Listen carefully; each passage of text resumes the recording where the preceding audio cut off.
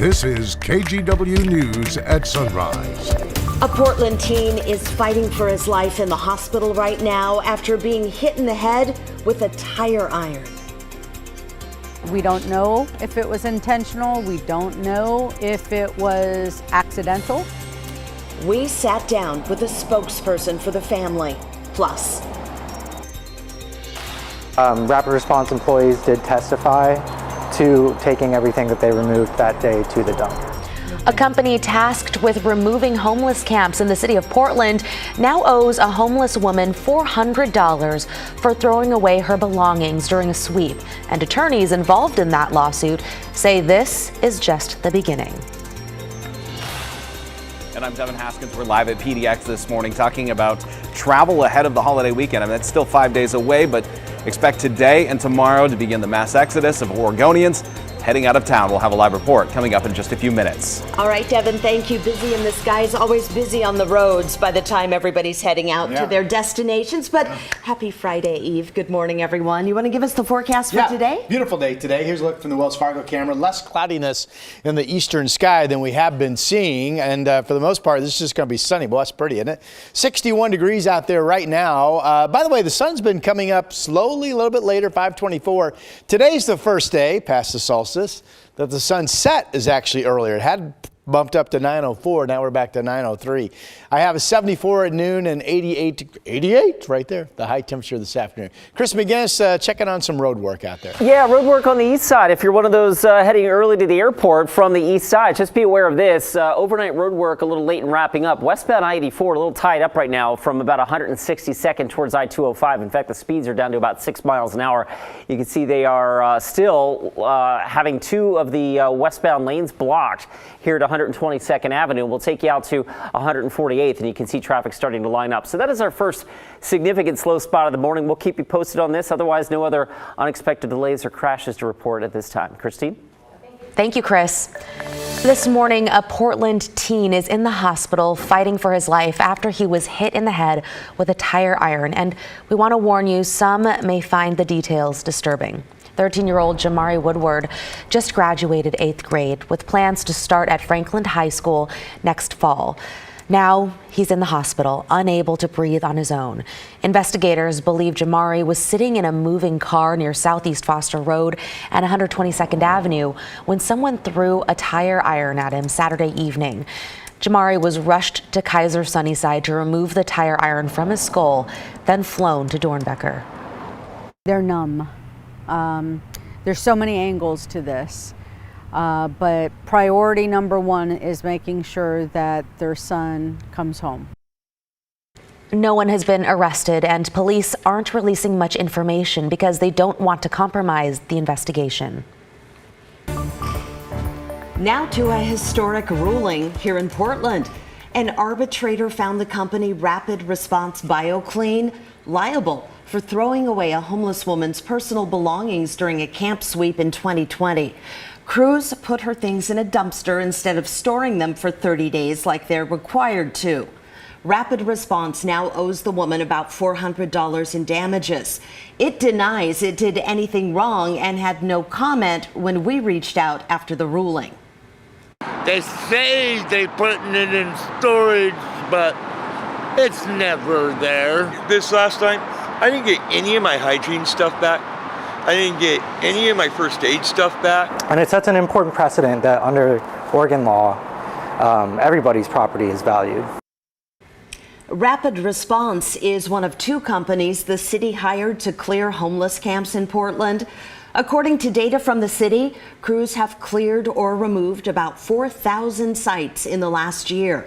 Attorneys for the plaintiff in this lawsuit believe other people have also been harmed, calling this case just the tip of the iceberg. Starting tomorrow, Oregon will have a new Secretary of State. Governor Tina Kotek says LaVon Griffin Valade will step into the role. She made the announcement yesterday. Griffin Valade spent 16 years as an auditor for both Multnomah County and the city of Portland. Griffin Valade will be sworn in tomorrow and serve through the 2024 election. She replaces Shamia Fagan, who you may remember resigned after admitting to taking on a second job as a consultant for a troubled cannabis company.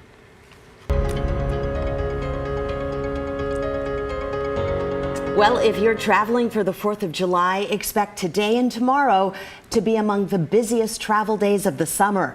AAA projecting almost 600,000 Oregonians will be in that mix. Let's go out to PDX. Devin Haskins is there live for us this morning ahead of the travel rush. So, Devin, how's it going so far? You know, if you've ever been out to an airport, you kind of know that what I'm seeing now, and just kind of get the feel of the flow of the crowd. It seems like a pretty normal morning right now. But coming up this weekend, as you said, today and tomorrow being one of the busiest flying days, today the biggest driving day for the head of the holiday weekend. Right now, AAA expecting about 84,000 Oregonians to head out of town via the air, another 460,000 people to hit the roads via car. Now, airports across the nation have been seen some problems with flights and cancellations because of the bad storms on the East Coast. According to FlightAware, a website that tracks cancellations and delays, on Wednesday reported more than 2,000 flights canceled across the nation. And on top of that, there is also the ongoing air traffic controller shortage that is limiting flights. On Wednesday, only a handful of those cancellations, though, were here at PDX. AAA projects tomorrow, on Friday, will be the busiest day to fly. So why are we talking about 4th of July travel 5 days before the holiday? Well, it seems the midweek holiday has people making it a long holiday weekend. Tomorrow may be the busiest day to fly.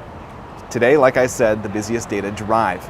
Across the nation, AAA projecting more than 40 million Americans will drive more than 50 miles for the holiday. And fun fact, 4th of July, it's only the second busiest holiday of the year to travel. If you're driving, count on it taking it longer to get to your destination than usual. And in fact, AAA teamed up with INRIX. We looked at all the routes along the way, and it can take you sometimes as much as 2 or 3 times as long to get to your destination, especially if you're traveling through an urban area. All right, so what can you do to help yourself? Well, of course, plan ahead. Check your flight status before you go. Check in 24 hours before your flight leaves online, so you don't have to wait in a line once you get here. Get here early. They recommend 2 hours for a domestic flight and 3 hours for international.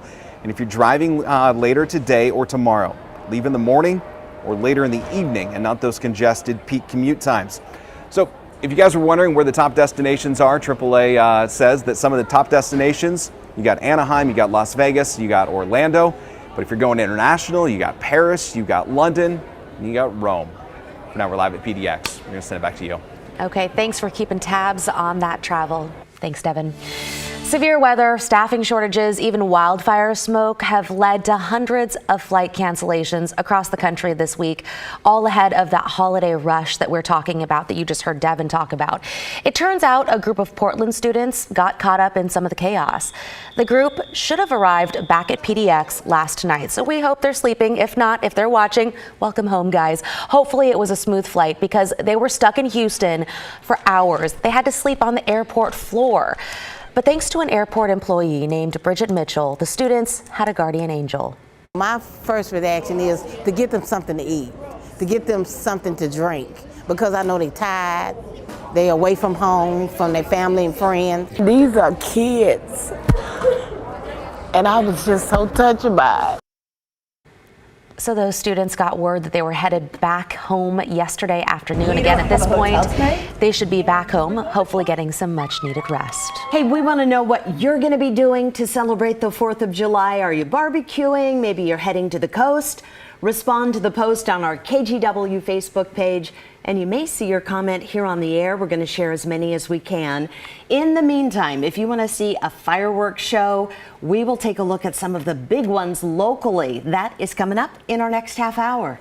But in terms of the weather that we're talking about, we're expecting, super warm, right? We've upped Tuesday's forecast to 96. There's one model that's been going back and forth between 90, 102. Oh, wow. Yesterday it was back up to 102. This morning that same model's 101.